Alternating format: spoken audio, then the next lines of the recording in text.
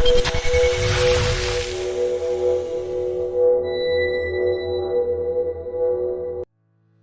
Assalamualaikum warahmatullahi wabarakatuh. Salam sehat, salam sejahtera untuk kita semua.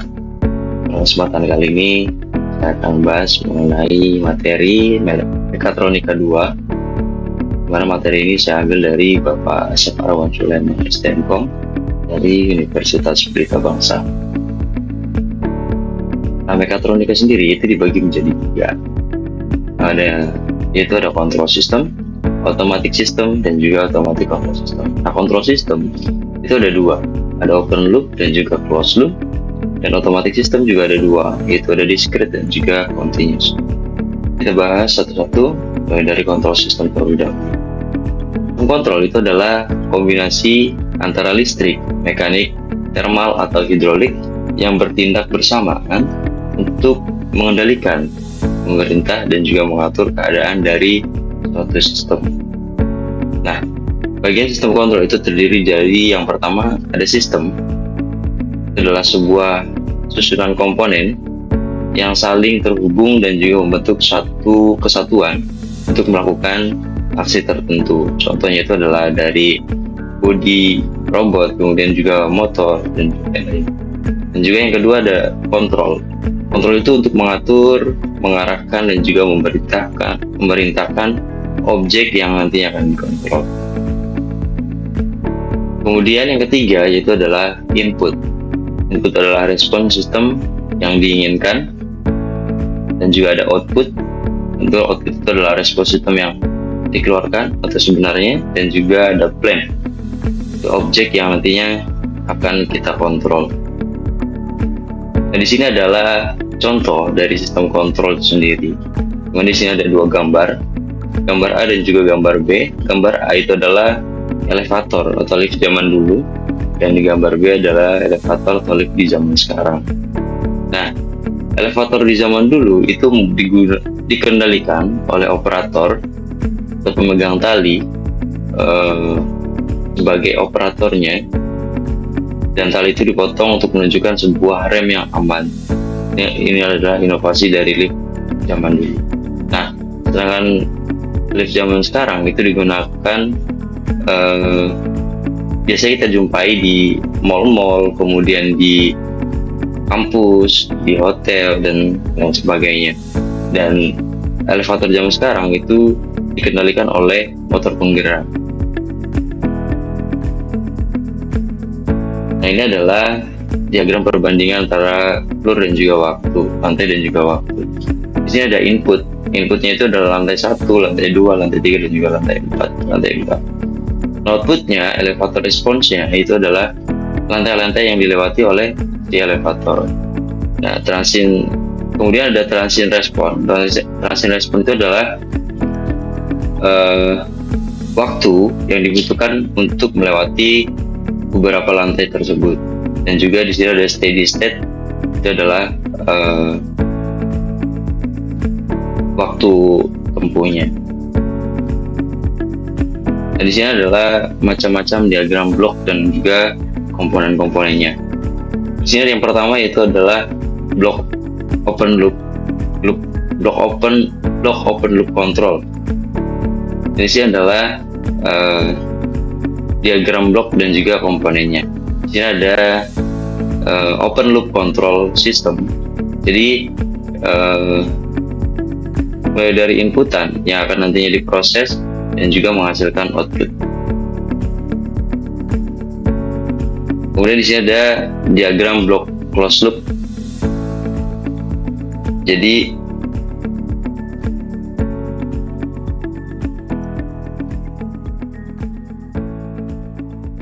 di sini ada diagram blok closed loop control system. Jadi nantinya inputan ini yang berupa sinyal itu masuk menuju sensor sebagai pembandingnya, dan kemudian masuk ke dalam plan atau proses dan keluar melalui output. Tapi sebelum sinyalnya itu keluar, jadi di sini ada proses feedback yang nantinya dikembalikan lagi menuju si sensor.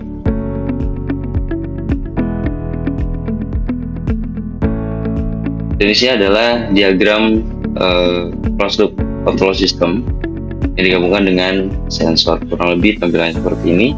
Yang ada input, kemudian inputan ini masuk ke dalam sensor, nantinya diproses, dan nanti sebelum keluar dia ada feedback terlebih dahulu. Nah, ini adalah diagram block control system yang lengkap, dimana di sini inputannya itu akan melalui controller, kemudian aktuator, kemudian diproses, dan juga ada feedback, dan kemudian nanti ada outputan. Nah, ini juga diagram blok lengkap.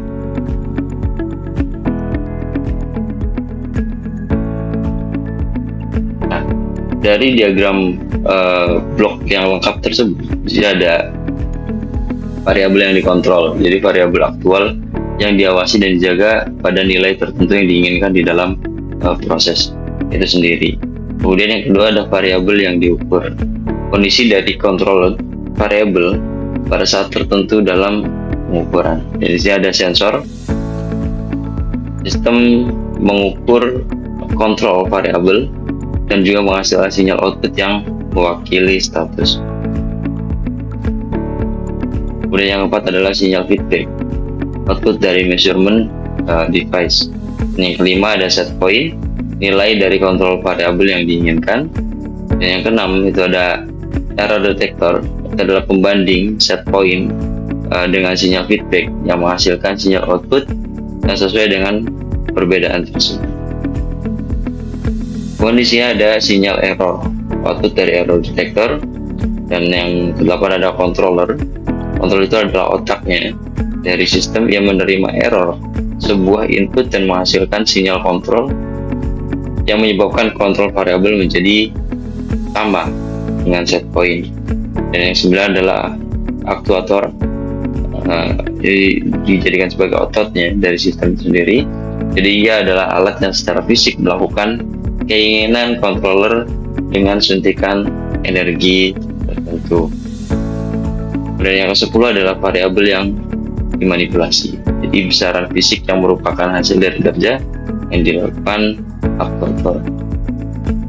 Kemudian adalah plan atau proses.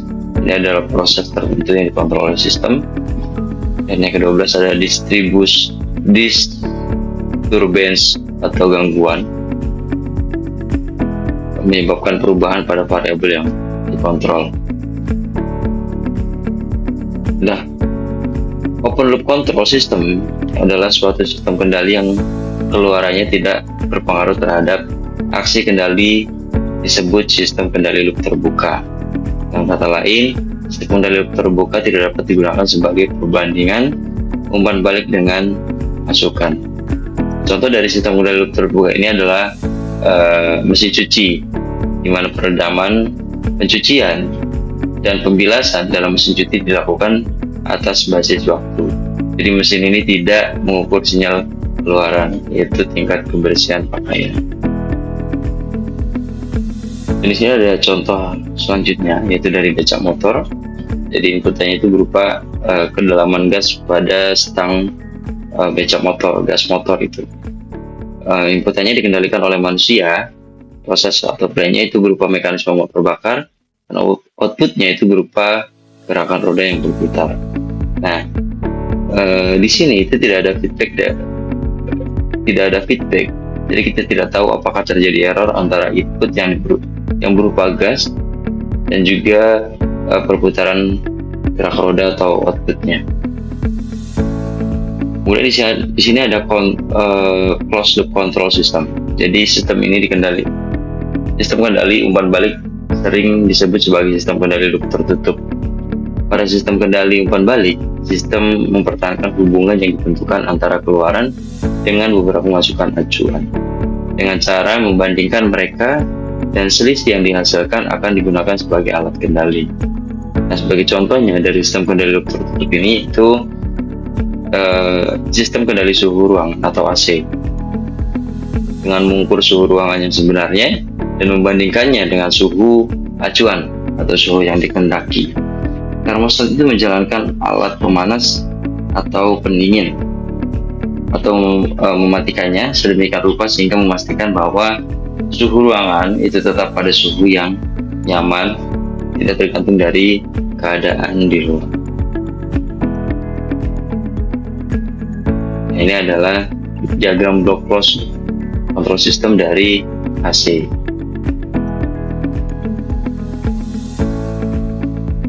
Ini adalah perbandingan antara open loop control dengan closed loop.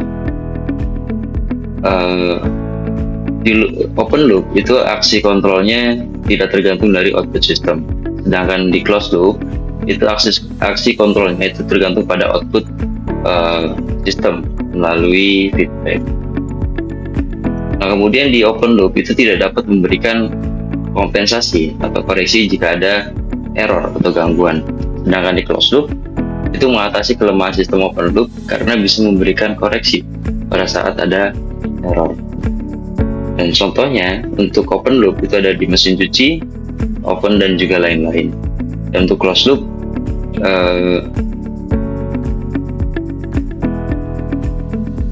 mungkin terjadi overkoreksi sehingga sistem justru menjadi tidak stabil. Dan di open loop itu ketepatan hasil bergantung pada kalibrasi. Untuk closed loop kompleks dan juga mahal karena komponennya lebih banyak. Dan untuk open loop sederhana dan murah, beda dengan closed loop yang komponennya juga banyak dan juga mahal. Dan contoh dari closed loop itu sendiri yaitu pengaturan kecepatan motor, pendingin atau pemanas ruangan seperti AC. Jadi, kemudian di sini ada automatic system. Automatic system itu adalah sistem otomatis yang bekerja secara otomatis tanpa harus dikendalikan oleh sesuatu apapun. Suatu teknologi yang berkaitan dengan aplikasi mekanik, elektronik, dan sistem yang berbasis komputer. Semuanya itu bergabung menjadi satu untuk memberikan fungsi terhadap manipulator. Ada 3 elemen dasar yang menjadi syarat mutlak bagi sistem otomasi, yaitu yang pertama power, dan yang kedua program of instruction, dan yang ketiga control system, yang kesemuanya untuk mendukung proses dari sistem otomasi tersebut. Yang pertama power atau bisa dikatakan sebagai energi dari sistem otomasi berfungsi untuk menggerakkan semua komponen dari sistem otomasi. Sumber energi bisa menggunakan energi listrik, baterai, aki, dan sejenisnya, tergantung dari tipe sistem otomasi itu sendiri. Kemudian program of instruction, proses kerja dari sistem otomasi memerlukan sistem kontrol baik menggunakan mekanis, elektronik, ataupun komputer. Untuk program instruksi atau perintah pada sistem kontrol maupun rangkaian elektronik tidak menggunakan bahasa pemrograman dalam arti sesungguhnya karena sifatnya analog. Dan untuk sistem kontrol yang menggunakan komputer dan keluarannya PLC maupun microcontroller, bahasa pemrograman merupakan hal yang wajib ada. Kemudian ada sistem kontrol. Sistem kontrol itu merupakan bagian penting dalam sistem otomasi. Apabila suatu sistem otomasi dikatakan layaknya semua organ tubuh manusia seutuhnya, maka sistem kontrol merupakan bagian otak, pikiran yang mengatur dari keseluruhan gerak tubuh. Sistem kontrol dapat tersusun dari komputer, rangkaian elektronik sederhana, peralatan mekanik, dan lain-lain. Hanya saja penggunaan rangkaian elektronik peralatan mekanik mulai ditinggalkan dan lebih mengedepankan sistem kontrol dengan menggunakan komputer. Dan juga ada sistem kontrol. Sistem kontrol sederhana dapat ditemukan dari berbagai macam peralatan yang kita jumpai.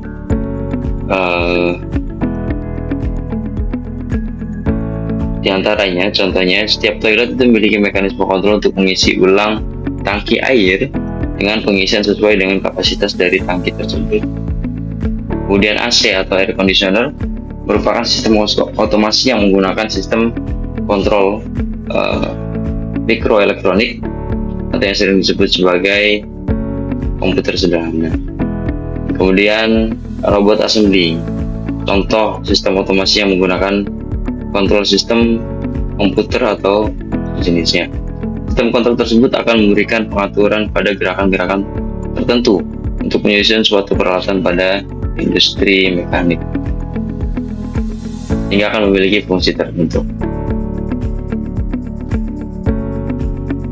Nah, automatic system itu yang pertama ada discrete. Discrete itu adalah sistem otomatis yang hanya mengenal batasan minimal dan maksimal, tidak ada nilai di antaranya. Contohnya itu on atau off, atau juga 0 atau 1. Kemudian yang kedua ada continuous. Ini adalah sistem otomatis yang mengenal lebih dari 2 nilai, bukan hanya nilai maksimal dan minimal. Contohnya mati, kecepatan 1, kecepatan 2, kecepatan 3. Contohnya itu automatic wireless scoring for taekwondo, PLC, wastafel otomatis. Kemudian di sini ada automatic control system. Sistem kendali otomatis adalah suatu sistem yang memiliki sensor, aktuator, dan controller. Pada sistem ini mencakup gabungan antara control system dan automatic system. Contohnya yaitu printer, kamera, dan juga lift. Itu saja yang bisa saya sampaikan, kurang lebihnya mohon maaf. Wabillahi taufiq wal hidayah. Wassalamualaikum warahmatullahi wabarakatuh.